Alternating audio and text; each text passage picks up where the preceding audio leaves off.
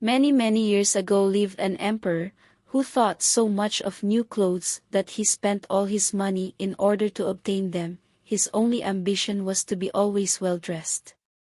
He did not care for his soldiers, and the theater did not amuse him. The only thing, in fact, he thought anything of was to drive out and show a new suit of clothes. He had a coat for every hour of the day, and as one would say of a king, he is in his cabinet, so one could say of him, the emperor is in his dressing room. The great city where he resided was very gay. Every day many strangers from all parts of the globe arrive. One day two swindlers came to this city. They made people believe that they were weavers, and declared they could manufacture the finest cloth to be imagined.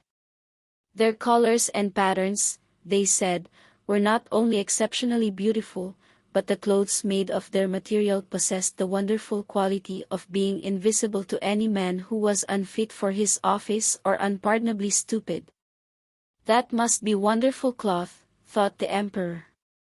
If I were to be dressed in a suit made of this cloth, I should be able to find out which men in my empire were unfit for their places, and I could distinguish the clever from the stupid. I must have this cloth woven for me without delay. And he gave a large sum of money to the swindlers, in advance, that they should set to work without any loss of time.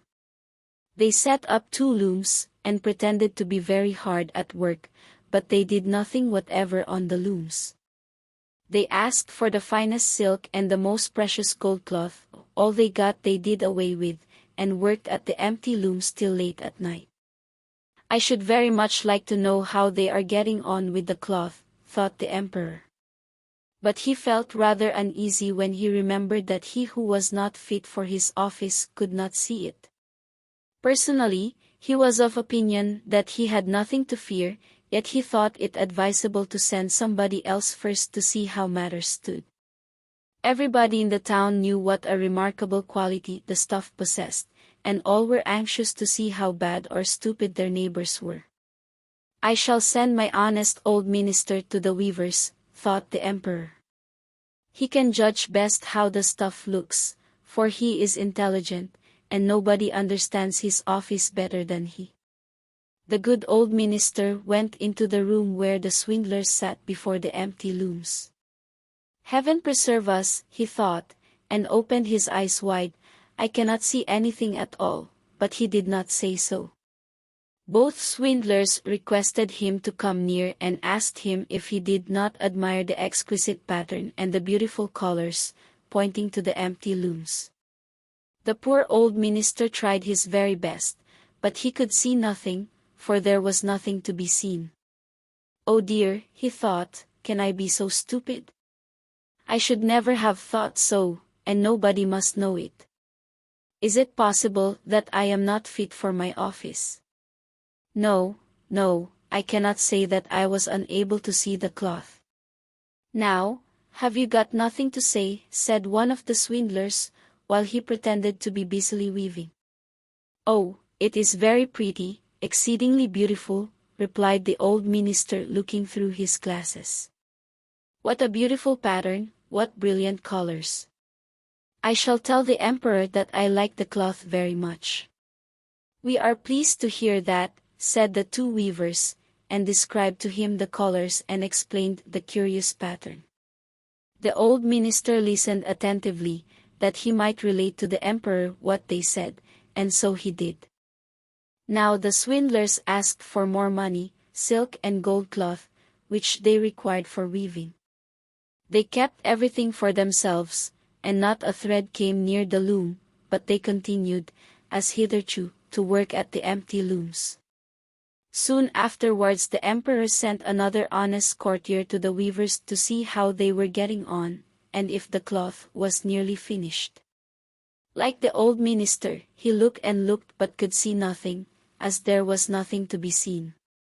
Is it not a beautiful piece of cloth? Asked the 2 swindlers, showing and explaining the magnificent pattern, which, however, did not exist.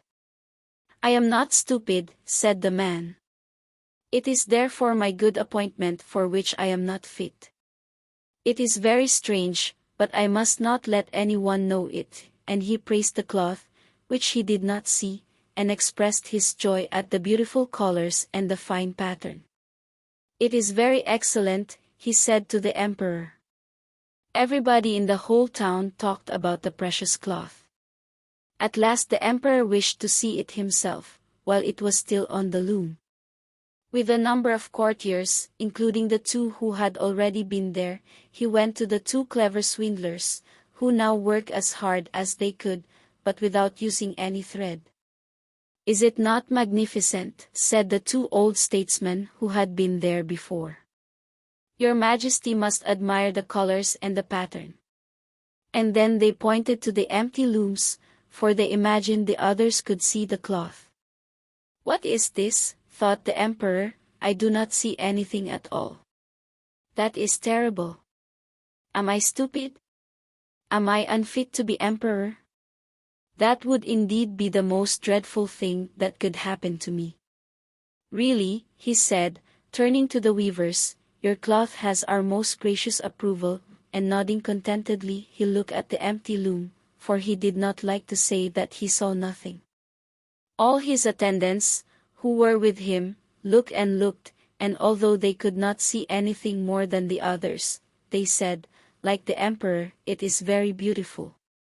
And all advised him to wear the new magnificent clothes at a great procession which was soon to take place. "It is magnificent, beautiful, excellent," one heard them say. Everybody seemed to be delighted, and the emperor appointed the two swindlers imperial court weavers. The whole night previous to the day on which the procession was to take place, the swindlers pretended to work, and burned more than 16 candles. People should see that they were busy to finish the emperor's new suit. They pretended to take the cloth from the loom, and work about in the air with big scissors, and sewed with needles without thread, and said at last, "The emperor's new suit is ready now." The emperor and all his barons then came to the hall. The swindlers held their arms up as if they held something in their hands and said, "These are the trousers. This is the coat, and here is the cloak," and so on. They are all as light as a cobweb, and one must feel as if one had nothing at all upon the body, but that is just the beauty of them. "Indeed," said all the courtiers, but they could not see anything, for there was nothing to be seen.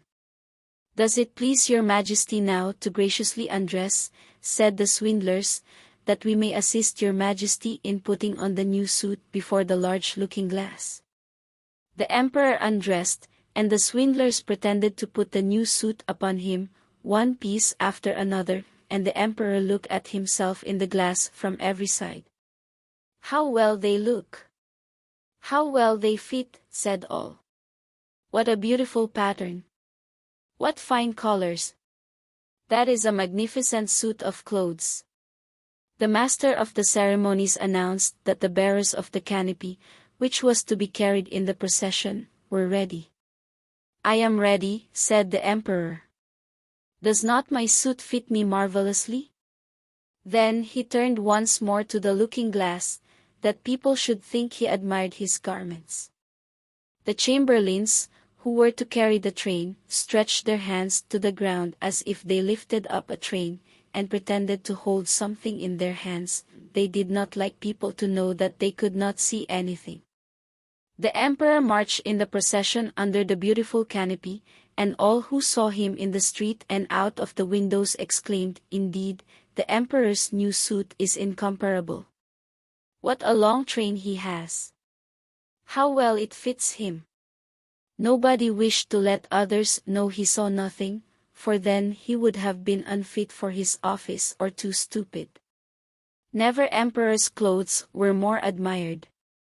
"But he has nothing on at all," said a little child at last. "Good heavens! Listen to the voice of an innocent child," said the father, and one whispered to the other what the child had said. "But he has nothing on at all," cried at last the whole people. That made a deep impression upon the emperor, for it seemed to him that they were right, but he thought to himself, "Now I must bear up to the end." And the chamberlains walked with still greater dignity, as if they carried the train which did not exist.